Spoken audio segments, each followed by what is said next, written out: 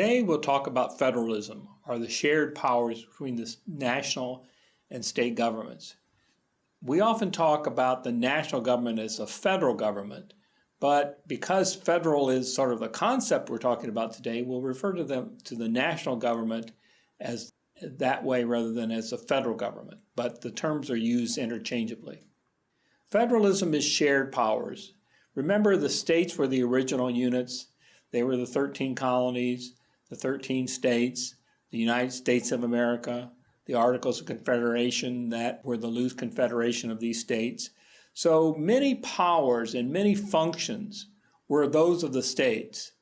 Roads, mental health, prisons, courts, welfare, education were all state and local functions carried out by the states. But the balance changed with Franklin Roosevelt, who created national programs through the Congress to help individuals during the Great Depression. Social Security, old age assistance, unemployment insurance, all programs designed to assist individuals who had lost their ability to work during the Great Depression. This was radical for the national government to intervene in this way. These were state functions. Then in 1950s, Eisenhower, a Republican, pushed the national highway system as a national priority. So here again, you have, in one case, a Democrat, another case, a Republican, pushing for the national government to carry out new functions. In the 60s, indigent and elderly health care, known as Medicare and Medicaid, were pushed to help individuals who needed health care. Food stamps, which was providing assistance for poor in the form of food vouchers, and finally the War on Poverty in 1964. So these were all ways in which the national government grew over the states in functions. Federal taxes dominate. The national government can raise more money through its federal income tax. The national government doesn't have what many states have, which is a limitation on the total budget.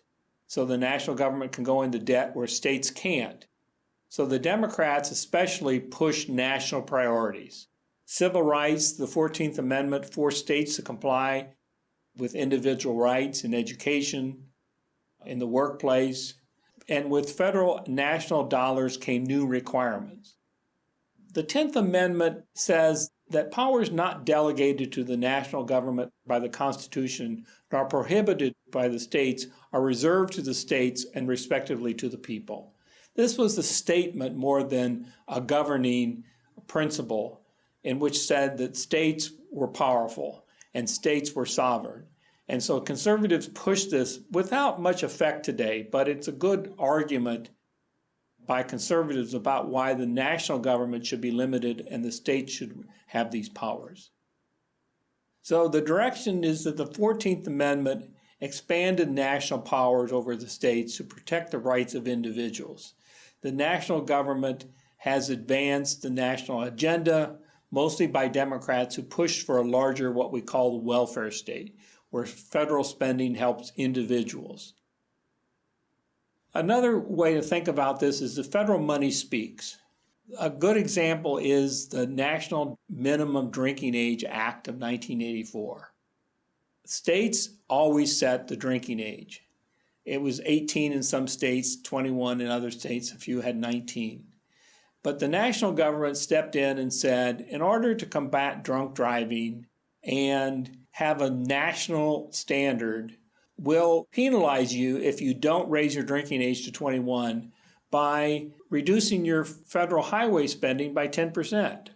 Well, what state couldn't go along with that because no state had the money to fund its federal highways without national money.